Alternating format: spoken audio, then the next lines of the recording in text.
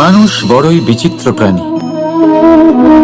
সব সময় লড়াই করতে থাকে, সব সময় চেষ্টা করে যাতে সেই শ্রেষ্ঠ হয়, চেষ্টা করে যাতে তার সামনে সবার মাথা নত হয়। তাই সবার আগে শক্তি অর্জন করার চেষ্টা করে। সে শক্তি অর্জন করেও নেয়, আর তারপর ভয় দেখিয়ে সবাইকে নিজের সামনে নত করে। কিন্তু একটা গুরুত্বপূর্ণ কথা ভুলে যায়, বুঝতেই পারে না। দেখুন, আমি আপনাকে একটা উদাহরণ দিই। আপনি নিশ্চয়ই বৃক্ষ এবং তার ডালপালা দেখেছেন, যা ফলের ভারে নিচু হয়ে যায়। ফল পড়ে গেলে আবার সে উঠে যায়, তারপর আরো একটা ফল হয়, সেটাও পড়ে গেলে আবার উঠে যায়, সর্বদা নত থাকে না। কখনো হাঁটতে গিয়ে আপনি নিশ্চয়ই দেখে থাকবেন যে আপনার পা কোনো ফুলের ওপরে পড়লে তা নত হয়ে যায়, কিন্তু যেই আপনি পা সরাবেন সেই ফুল আবার উঠে দাঁড়ায়। একটা অত্যন্ত গুরুত্বপূর্ণ কথা মনে রাখবেন, যে শির ভয়ভীত হয়ে আপনার সামনে নত হয়, সেই শিরই বিরোধিতা করতে সবার আগে দাঁড়াবে। আপনি জিতে নিন, সবাইকে জিতে নিন, কিন্তু ক্ষমতার দ্বারা নয়। তাদের জিতুন প্রেমের সাহায্যে। রাধা রাধা। ঈশ্বর লতা পাতাকে দাঁড়িয়ে থাকার শক্তি দেননি, ঈশ্বর এই শক্তি দিয়েছেন বৃক্ষকে। এই লতা পাতা বৃক্ষের সাহায্যে দাঁড়িয়ে থাকে, তাতেই বিকশিত হয়। এবার এই লতা পাতা দুই ধরনের হয়। প্রথম সে যে এই বৃক্ষতে বিকশিত হয়, ফুল ফুটিয়ে তোলে, নিজেকেও সুন্দর বানায়, বৃক্ষকেও সুন্দর বানিয়ে তোলে। দ্বিতীয় সে যে বৃক্ষকে পুরোপুরি শুকিয়ে দেয়, তার প্রাণ শক্তি তার থেকে কেড়ে নেয়, আর শেষে নিজেও ধ্বংস হয়ে যায়। তাই মনে রাখবেন, যে ব্যক্তি সবসময় আপনার সাথে থাকে, সবসময় আপনার সম্বল হয়ে থাকে, সবসময় সে আপনাকে সাহায্য করে, আর যদি আপনি তার সাথে ছলনা করেন, আপনার অন্ত নিশ্চিত। এরকম কখনো করবেন না। সেই ব্যক্তিকে ভালোবাসা দিন, সম্মান দিন, আর আমার সাথে প্রসন্ন হয়ে বলুন, রাধা রাধা। কখনো আপনি কোনো কুমোরকে দেখেছেন যারা মাটির পাত্র বানায়? প্রথমে সে ভিজে মাটি মাখে, তারপর তাকে গড়ে, তারপর তাকে চাকায় দিয়ে সঠিক আকার দেয়। যদি আকার ঠিক না হয়, তা তক্ষুনি ঠিক করে দেয়, কারণ সে এটা জানে যে একবার এটা আগুনের তাপে দিয়ে দিলে, একবার এটা শুকিয়ে গেলে, তারপরে এর আকার কখনোই বদলানো যায় না। এখানে লুকিয়ে আছে একটা শিক্ষা, সমস্ত মাতা পিতার জন্য একটা শিক্ষা। মাতা পিতাও তো এরকমই হন। তাদের নিজেদের সন্তানকে সঠিক সময় মতো শ্রেষ্ঠ শিক্ষা দেওয়া উচিত। মাতা পিতা যেন কখনো তাদের বিধাতা না হতে চান, কিন্তু প্রতিটা মুহূর্তে সবসময় চেষ্টা করুন তাদের সঠিক পথ দেখানোর। কখনো কোমলতা দিয়ে, কখনো ভালোবাসা দিয়ে, আর কখনো কঠোর হয়ে। তার জীবনকে, তার ব্যক্তিত্বকে আকার দেওয়ার চেষ্টা করুন, কারণ যেমন মাটি একবার শুকিয়ে গেলে তারপর সেই পাত্রের আকার বদলানো যায় না, ঠিক সেইভাবেই আয়ুর বৃদ্ধির সাথে সন্তানের শিক্ষা কখনোই বদলানো যায় না। তা মনে রাখবেন। রাধা রাধা। আপনি কি কখনো কোনো প্রজাপতি দেখেছেন? ভালো নিশ্চয়ই লাগে। আসলে প্রজাপতি কার না ভালো লাগে? ছোট হোক বা বড়, প্রজাপতিকে সবার ভালো লাগে। এবারে ভাবুন, এই প্রজাপতির সূত্রপাত কি করে হয়? এই প্রজাপতি শুরু হয় একটা গুটি থেকে, যেখানে সে সুরক্ষিত থাকে। গুটি ভেঙে যখন সে এই সংসারে আসে, তখন একটা কীট রূপে থাকে। কীট যে ভূমির ওপরে চলাচল করে, যে বৃক্ষের পাতার ওপরে সুরক্ষিত থাকে। তারপরে তার মধ্যে আসে আরো একটা পরিবর্তন, তার ডানা গজায়।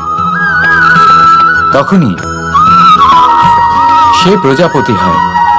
তখন সে খোলা আকাশে উড়ে বেড়াতে পারে, সুন্দর সুন্দর পুষ্প থেকে সে মধু পান করে। কখনো ভেবেছেন যে প্রজাপতি ছাড়া আর কেউ এটা পারে না কেন? কারণ সে সেই গুটি থেকে বেরোতে পারে, যদি সে সেই গুটি থেকে নাই বেরোতো, সে উড়তেই পারতো না, কখনো প্রজাপতি হতেই পারতো না। আমাদের সাথেও ঠিক এটাই হয়। আমরা সবসময় সেখানেই থাকতে চাই যেখানে আমরা সুরক্ষিত থাকি। সেই সুরক্ষা চক্রেই আমরা থাকতে চাই, কিন্তু এই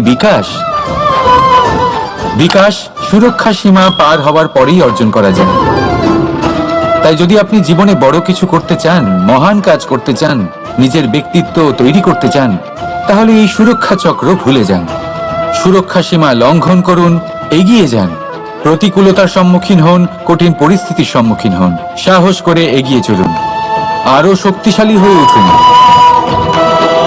তবেই আপনি জীবনে কিছু করতে পারবেন, তবেই আপনার ডানা গজাবে, আর তবেই আপনি এই সুন্দর আকাশে উড়ে বেড়াতে পারবেন। রাধা রাধা।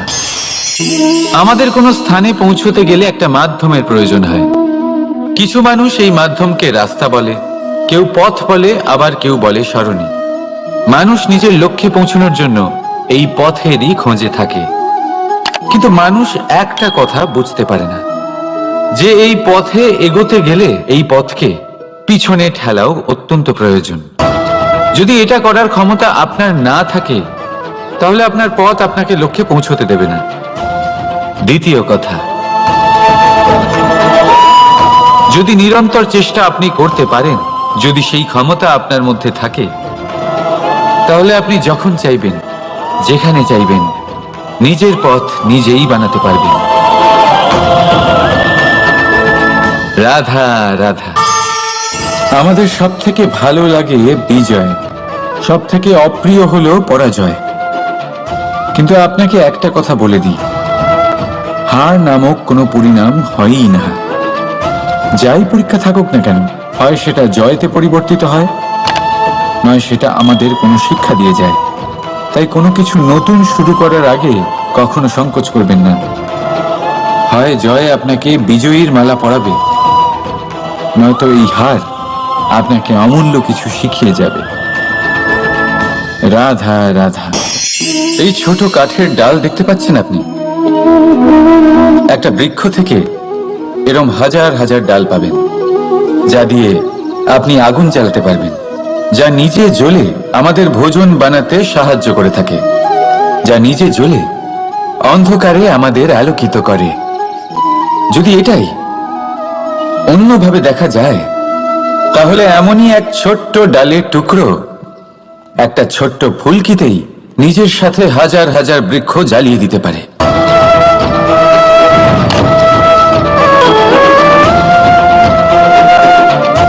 পার্থক্য কোথায়?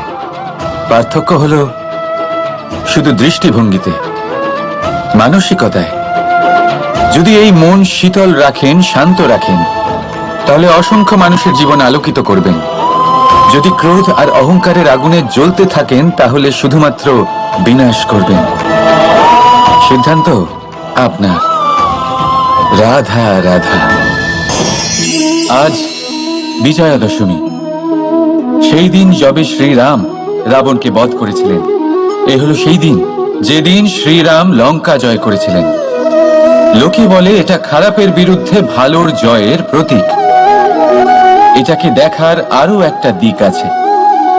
আগে হ্যাঁ, এটা ভালোবাসার জয়ের প্রতীক, এটা পরিবারের জয়ের প্রতীক। আপনি তো নিশ্চয়ই জানেন যে রাবণ মহা জ্ঞানী ছিল, মহা শক্তিশালী ছিল, মহাদেবের পরম ভক্ত ছিল রাবণ।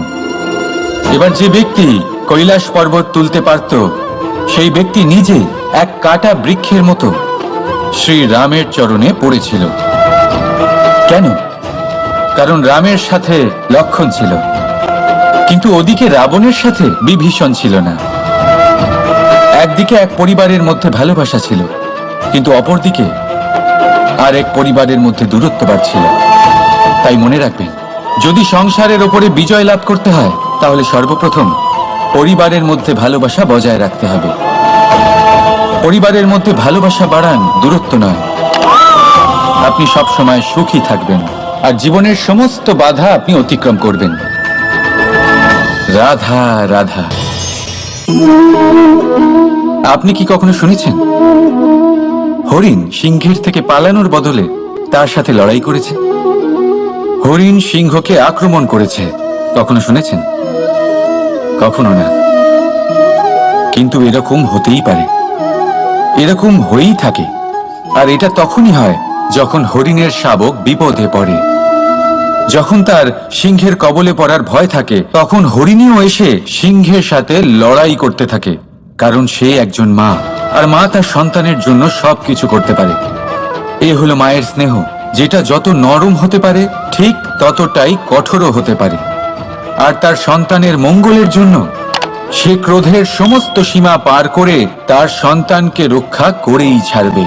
আর সেই জন্যই তো মাকে সন্তানের জীবনে সব থেকে বড় ঢাল বলা হয়। এই মাকে আমার শত কোটি প্রণাম। রাধা রাধা। কামবোধ, এটাই আপনার অন্তরের প্রথম শত্রু। বেশিরভাগ মানুষই কামবোধ বলতে লালসা বোঝেন, কিন্তু এটা সম্পূর্ণ সত্য নয়। কামের আসল অর্থ হল কামনা। এটা খুবই সহজ ব্যাপার। মনুষ্য শরীর থাকলে, মানুষের মন থাকলে এই কামনা অবশ্যই থাকবে। এবার এটাই দেখতে হবে যে এই কামনা নেতিবাচক কামনা নাকি ইতিবাচক কামনা। অন্য কারোর জিনিসে নজর দেওয়া, অন্য কোনো মানুষের উপর নজর দেওয়া, কোনো অনুচিত বস্তুর দিকে নজর দেওয়া, এই নেতিবাচক কামনা। আর এই দুষ্কামনা মানুষকে দিয়ে অপকর্ম করাবেই করাবে। তাই মনে রাখবেন, যে ব্যক্তি নিজের কামনাকে নিয়ন্ত্রণে রাখতে পারেন তিনি সঠিক পথেও থাকেন, সঠিক লক্ষ্যে পৌঁছতেও পারেন। যিনি কামনা নিয়ন্ত্রণে রাখতে পারেন না তিনি তার পথও হারিয়ে ফেলেন এবং লক্ষ্যচ্যুতও হন। তাই মনে রাখবেন, নিজের কামনাগুলিকে নিয়ন্ত্রণে রাখুন। কাম নামক এই শত্রুর ওপর বিজয় লাভ করুন। আর আমার সাথে ভালোবেসে বলুন, রাধা রাধা। হাস্য, হাসি জীবনে অত্যন্ত মূল্যবান হয়। কথায় আছে যে হাসি এবং হাস্য আমাদের জীবনে ওষুধের মতো কাজ করে, আমাদের সুস্থ রাখে, আমাদের জীবনের অনুভূতিগুলিকে আরো সুন্দর করে তোলে। কিন্তু প্রত্যেক ওষুধের মতোই এর সাথেও এটাই হয়। প্রত্যেক ওষুধ সঠিক সময়ে, সঠিক মাত্রায়, সঠিকভাবে গ্রহণ করতে হয়। যদি এরকম না হয় তাহলে এই ঔষধও শরীরের ক্ষতি করে দিতে পারে। এবার আপনি ভাবতে পারেন, হাসি থেকে কিভাবে ক্ষতি হতে পারে? আপনি যদি অন্য কারোর উপরে হাসেন তাহলে হয়তো তার মনে কষ্ট হতে পারে, তার অন্তরের মিত্র হয়তো শেষ হয়ে যেতে পারে, আর অন্তরের শত্রু জেগে উঠতে পারে। কিন্তু এটাই যদি আমরা সকলকে সাথে এনে সকলের সাথে হাসি, তাহলে হয়তো আমাদের অন্তরের এই হৃদয়ের ভেতরে লুকিয়ে থাকা যে শত্রু তা শেষ হয়ে যেতে পারে, আর অন্তরের বন্ধুসত্তা প্রকাশিত হতে পারে। ঠিক কি না? এবার আপনাকে উদাহরণ দিই। যখন দ্রৌপদী দুর্যোধনকে নিয়ে হেসেছিল তখন তা মহাভারতের সৃষ্টির কারণ হয়েছিল। কিন্তু সেইখানেই যখন পার্থ আর মাধব একসাথে বসে মৃদুমন্দ হাসতেন তখন ধর্ম স্থাপন করা হয়েছিল। তা আপনি কি চান? কাউকে নিয়ে হেসে তাকে আঘাত করতে চান, নাকি সকলকে একসাথে এনে তাদের হাসিয়ে তুলে ধনাত্মক প্রভাব ফেলতে চান? সিদ্ধান্ত আপনার। আসুন আর আমার সাথে ভালোবেসে বলুন, রাধা রাধা।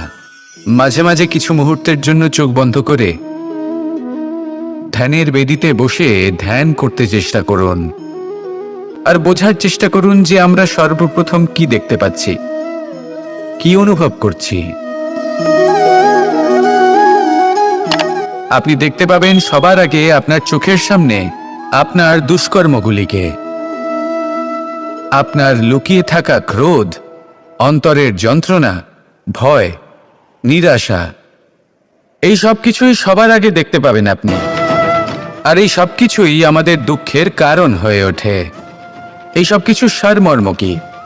সারমর্ম শুধু একটাই, সেটা হলো এই যে আমাদের এই মন তা কিন্তু দুষ্কর্ম পছন্দই করে না। আমাদের এই মন একটা সুখময় জীবন যাপন করতে চায়, সৎকর্ম করতে চায়।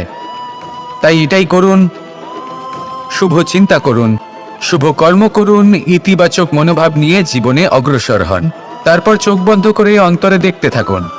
দুঃখের আভাসই পাবেন না। এই মন প্রসন্নতা এবং প্রেমের দ্বারা পূর্ণ হবে এবং বারবার বলে উঠবে, রাধা রাধা। ছোটবেলা থেকেই আমি গরু চড়িয়ে অভ্যস্ত, সেই জন্য সকলে আমাকে গোপাল নামে ডাকত। কিন্তু গোপাল হয়ে আমি একটা অমূল্য শিক্ষা লাভ করেছি। আমি দেখেছি যে গৌশালাতে অনেক বাছুরের মধ্যে একটি গাই তার নিজের বাছুরকে অবশ্যই চিনে ফেলে। যেখানে সমস্ত বাছুর একই রকম দেখতে এবং প্রত্যেকের স্বরও সমান, তারপরেও সকল বাছুরের মধ্যে নিজের বাছুরকে ঠিক চিনতে পেরে যায় এবং তার সাথেই থাকে। ঠিক এইরকমই কিছুটা হয় আমাদের কর্ম এবং তার কর্মফল। আপনি সবার মাঝে থেকেও কোনো কর্ম যদি করেন, সেই কর্মফল সবার মধ্যে আপনাকে চিনে ফেলবে এবং আপনার সাথেই থাকবে। তাই যখনই কর্ম করবেন ভেবে চিন্তে করবেন। কোনো কর্ম করার আগে একবার ভেবে দেখুন, তাহলে জীবনে বারংবার অনুতপ্ত হতে হবে না। কারণ বিষয়টা কিছুটা এরকম যে এই সংসারে আপনি কাল, কর্মফল এবং সময়, এই তিনের হাত থেকে কখনো লুকোতে পারবেন না, কখনো পালাতেও পারবেন না। আসুন আমার সাথে ভালোবেসে বলুন, রাধা রাধা। আভূষণ। কার না ভালো লাগে এই আভূষণ? আমরা পরিশ্রম করি, ধন অর্জন করি আর আভূষণ কিনে থাকি, কখনো নিজের জন্য, কখনো বা তাদের জন্য যাকে আমরা ভালোবাসি, বা তাদের জন্য যাকে আমরা সম্মান করি। হয়তো সেই জন্যই সীতা চূড়ামণি ধারণ করেছিলেন এবং আমি সামন্তকমণি। কিন্তু এটাই কি সেই প্রকৃত আভূষণ যা আপনার মূল্য বৃদ্ধি করে? না। শ্রীরামের আভূষণ হলো ওনার নম্র ভদ্র ব্যবহার। মাতা সীতার আভূষণ হলো ওনার সততা, ওনার নিষ্ঠা, ওনার ত্যাগ। অর্জুনের আভূষণ ছিল ওনার একাগ্রতা। রাধার আভূষণ ওনার প্রেম। এই আভূষণ কোথাও নেই, আপনার মনে আছে। যদি আপনার মনে মিষ্টতা থাকে, তা শান্ত হয়, তাতে সততা থাকে, নিষ্ঠা থাকে এবং প্রেম থাকে, তাহলে আপনার অন্য আর কোনো আভূষণের কোনো প্রয়োজন নেই। আপনি যতই ভিড়ের মাঝে থাকুন, আপনার ঔজ্জ্বল্য চোখে পড়বে। আসুন আর আমার সাথে ভালোবেসে বলুন, রাধা রাধা। সুখ এবং দুঃখ, এই দুই হলো আমাদের জীবনের অবশ্যম্ভাবী এবং গুরুত্বপূর্ণ অঙ্গ। আমাদের সকলের জীবনে কখনো সুখও আসে, আবার কখনো দুঃখও আসে। আমরা সবসময় ভাবি আমরা কিভাবে সুখ লাভ করব, কিভাবে আমরা দুঃখ থেকে দূরে থাকতে পারি। আর এই জীবনে যা কিছুই ঘটুক না কেন, সে সবকিছু আমরা সুখ এবং দুঃখের মাপদণ্ডে মেপে থাকি। এবার এখানে একটা ছোট্ট বিষয় আছে। এটা ভেবে দেখতে হবে যে কে আসলে সুখী ব্যক্তি। সুখী ব্যক্তি হলেন তিনি, যিনি নিজের জীবনে নিজের কর্মের বিশ্লেষণ করে থাকেন, সেই বুঝে পদক্ষেপ নেন। উনি কি করতে চলেছেন সেটা উনি জানেন। আর যদি ওনার কোনো দোষ থাকে বা ভুল থাকে, তাহলে সেগুলো শুধরে নিয়ে এগিয়ে চলেন। সেই জন্য উনি সুখী হন। অন্যদিকে যে ব্যক্তি দুঃখী, তিনি কি করেন? তিনি নিজের উপর নয়, অন্যের উপর নিজের নজর রাখেন যে তিনি কি করছেন, কিভাবে কর্ম করছেন। ওনারা অন্যের নিন্দা করেন, অন্যের সাফল্য দেখে ঈর্ষা করেন, ক্রুদ্ধ হয়ে যান, ওনাদের বাধা দিতে চেষ্টা করেন। সেই জন্যই তো ওনারা দুঃখী হন। এই সংসারে এমন অনেক ব্যক্তি আছেন যারা এই কারণে দুঃখী নন যে তাদের জীবনে দুঃখ আছে। তারা এই কারণে দুঃখ পান কারণ অন্যের জীবন অনেক বেশি সুখের। দেখুন, শেষ পর্যন্ত আপনাকে নিজের কর্মের প্রতি মনোসংযোগ করতেই হবে, অন্যের প্রতি নয়। কারণ আপনার জীবনে আপনার কর্ম হলো এমন একটা জিনিস যা আপনার নিয়ন্ত্রণে আছে। নিরন্তর চেষ্টা করতে থাকুন, নিজের কর্মকে বুঝতে শিখুন, শুধরে নিন, নিজেকে শ্রেষ্ঠ করে তুলুন। তখন সাফল্য নিজে থেকে আপনার কাছে আসবে আর এই মন প্রসন্ন হয়ে বলবে, রাধা রাধা। প্রেমের পরিভাষা আসলে কি? ভিন্ন ভিন্ন ধরনের ব্যক্তি, ভিন্ন ভিন্ন ধরনের প্রেমী, আলোচক বিভিন্ন ধরনের পরিভাষা প্রদান করেন এই প্রেম নিয়ে। কিন্তু প্রত্যেকের মনে এই কখনো কখনো এই প্রশ্ন এসেছে, এই ভালোবাসা আসলে কি? নিজের প্রিয়তমকে জয় করাই কি প্রেম? চার হাত এক হয়ে যাবার নামই কি প্রেম? নিজের আবেগ ব্যক্ত করাই কি ভালোবাসা? না, প্রেমের অর্থ কাউকে লাভ করা নয়, বরং তার মাঝে বিলীন হয়ে যাওয়া। যদি কারোর হাত ধরে থাকি, তাহলে আজীবন তার সাথে পথ চলা হলো প্রেম। প্রেম শুধুমাত্র সেটা নয় যা প্রেমী আর প্রেমিকার কেশ দামে মালা বেঁধে দেয়। মাতা পিতার জন্য দিনরাত পরিশ্রম করা, নিজের পরিবারের জন্য দিনরাত পরিশ্রম করা, সেটাও প্রেম। নিজের বন্ধুদের জন্য, আপনজনের জন্য সবকিছু উজাড় করে দেওয়ার নাম হলো ভালোবাসা। নিজের মাতৃভূমির জন্য সাহসের সাথে লড়াই করা এবং আনন্দে নিজের জীবন ত্যাগ করে দেওয়াও কিন্তু প্রেমের নামান্তর। সেই জন্য যারা বুদ্ধিমান ব্যক্তি, তারা কখনো প্রেমের পরিভাষা খুঁজতে চান না, কারণ তারা জানেন যে এই প্রেম কতটা বিশাল। তারা জানেন যে এই প্রেম হলো এক বিশাল সাগর, যাকে নিজের মুঠোয় ধরে রাখা যায় না। সেই জন্য এই প্রেমের সাগরে ডুবে যান এবং সকলকে ভালোবাসতে শিখুন। যদি সবাইকে ভালোবাসতে পারেন, তাহলে তাদেরও কল্যাণ হবে যারা আপনাকে ভালোবাসে, তাদেরও কল্যাণ হবে যাদেরকে আপনি ভালোবাসেন, আর আপনারও কল্যাণ হবে। আর তখন এই মন ভালোবেসে বলবে, রাধা রাধা। এই সংসারের অন্তের, এর বিনাশের প্রারম্ভ কিভাবে হয়? কোনো যোগের মাধ্যমে? কোনো ভয়ানক অসুরের আগমনে? নাকি প্রকৃতির রাগের কারণে? না, এই সংসারের বিনাশের প্রারম্ভ হয় আমি থেকে। এই আমি, এই তুমি, এটা আমি করেছি, ওটা তুমি করেছো, এটা আমার, ওটা তোমার, আদি ইত্যাদি। এই ভাব যখন মনে বাসা বেঁধে নেয়, সর্বপ্রথম ঘর ভাগ হয়, তারপর বসতি, তারপর প্রাণ, আর তারপর দেশ, আর সবার শেষে সমস্ত সংসার ভাগ হয়ে যায়। আর এই ভাগ হয়ে যাওয়া শেষে মনোমালিন্যে পরিণত হয়। এখন এমত অবস্থায় কি করা যেতে পারে? কিভাবে বাঁচা যায় এই পরিস্থিতির থেকে? কিভাবে দূরে থাকা যায় এই বিনাশের থেকে? উত্তর সেই একটাই, করুণা। একে অপরের দরকারগুলি বুঝুন, একে অপরের সমস্যাগুলি বুঝুন, একে অপরের দুঃখের সাথী হয়ে দাঁড়ান, একে অপরের সুখের ভাগীদার হন। আর শেষে যখন এই আমি আমরাতে পরিণত হবে, তখন এই বিনাশ নিজে থেকেই দূরে চলে যাবে। তাহলে আমরাতে বিশ্বাস করতে শিখুন, আর আমার সাথে ভালোবেসে বলুন, রাধা রাধা। আপনি এমন অনেক মানুষকে দেখে থাকবেন যারা এই সংসার ত্যাগ করেছেন, নিজেদের ঘর বাড়ি সমস্ত সম্পর্ক ছেড়েছেন, বেরিয়ে পড়েছেন শুধুমাত্র ঈশ্বরের খোঁজে। মন দিয়ে সেবা করেছেন, কিন্তু তাও ওনারা কখনো ঈশ্বরের দর্শন পাননি। উল্টে মনে অসন্তুষ্টি আরো বেড়ে গেছে। কেন হয় এমনটা? একটা গুরুত্বপূর্ণ কথা মনে রাখবেন, সেই ঈশ্বরই আনন্দ। ধ্যানের অর্থ হলো মনে আনন্দের জাগরণ করা, আর সেবার অর্থ হলো সেই আনন্দকে সবার মধ্যে ভাগ করা। তাহলে যদি আনন্দকে জাগ্রত করো আর সবার মাঝে ভাগ করে দাও, তাহলেই ঈশ্বররূপী আনন্দ তুমি অবশ্যই পাবে। রাধা রাধা। যদি আমাদের জীবনে কোনো শিল্পই না থাকে, তাহলে আমাদের জীবনটাই নীরস হয়ে যাবে। এখন যদি সবাইকে আমি জিজ্ঞেস করি সব থেকে বড় শিল্প কি, তো কেউ বলবে চিত্রশিল্প, কারণ তা ওনার মনকে আনন্দ দেয়। কেউ বলবে যুদ্ধ শিল্প, কারণ তাতে বিজয় প্রাপ্ত হয়। কেউ বলবে ভবন নির্মাণ শিল্প, কারণ তাতে ছাদ পাওয়া যায়। কেউ বলবে সঙ্গীত শিল্প, কেউ বলবে নৃত্য শিল্প, কেউ বলবে অভিনয় শিল্প, আদি ইত্যাদি।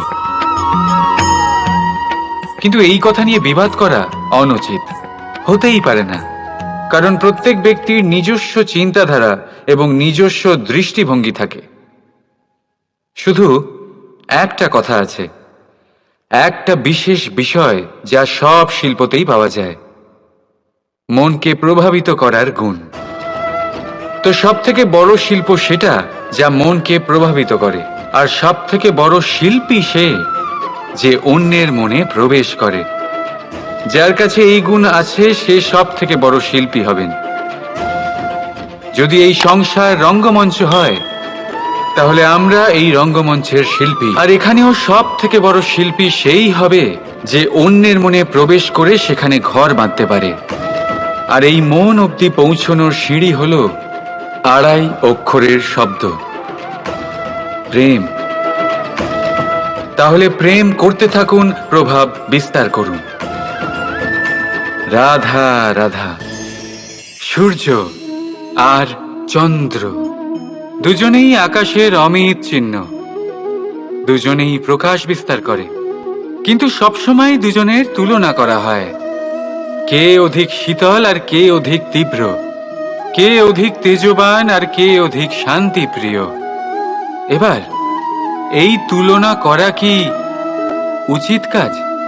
কখনোই না। কারণ এই দুজনেই যতই প্রকাশপুঞ্জ হোক, কিন্তু এই দুজনেই ভিন্ন। দুজনেরই নিজের নিজের মাহাত্ম্য আছে, আর দুজনেরই নিজস্ব সময় আছে আলোকিত হওয়ার। তাই এদের তুলনা করা অনুচিত। ঠিক সেইভাবেই আমাদের জীবনেও তুলনা করা অনুচিত হবে।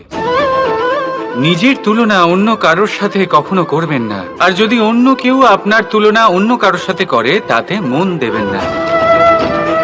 কারণ এই তুলনা থেকে নিজেকে হীন ভেবে নেওয়া আপনার জন্য ক্ষতিকর, এটা আপনার জন্য লাভজনক নয়। শুধু চেষ্টা করতে থাকুন, নিজেকে বিস্তার করতে থাকুন, আর অপেক্ষা করুন সঠিক সময়ে। কারণ সঠিক সময় আসলে আপনি নিজের গুণ, নিজের দক্ষতা অবশ্যই দেখাতে পারবেন। রাধা রাধা। জীবনে সবাই মহান হতে চায়, সবাই বড় হতে চায়, কিন্তু বড় হয় কিভাবে?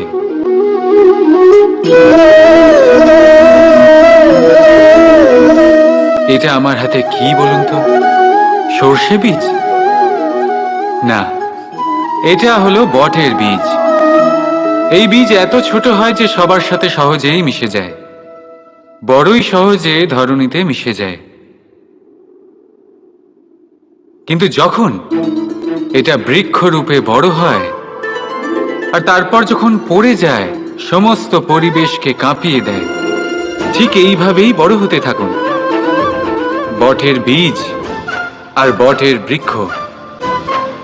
আর যদি জীবনে আপনি সত্যি বড় হতে চান, তবে সর্বপ্রথম নিজের অহংকারকে, নিজের অভিমানকে ছোট করে নিন। এত ছোট যাতে সবার সাথে বসতে পারেন, কিন্তু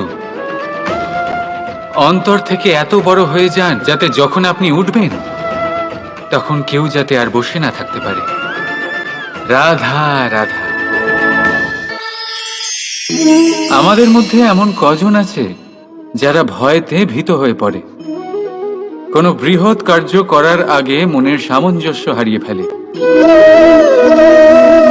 মোটামুটি সবাই, তাই না? প্রত্যেক ব্যক্তির মনেই এই ভয় জাগ্রত হয়। তবে এর অর্থ আমার দৃষ্টিভঙ্গি দিয়ে মনে হয় এই ভয়ের অনুভূতি খারাপ নয়। কারণ যদি এই অনুভূতি খারাপ হতো, তাহলে কি ঈশ্বর এই অনুভূতি প্রত্যেক প্রাণীকে দিতেন?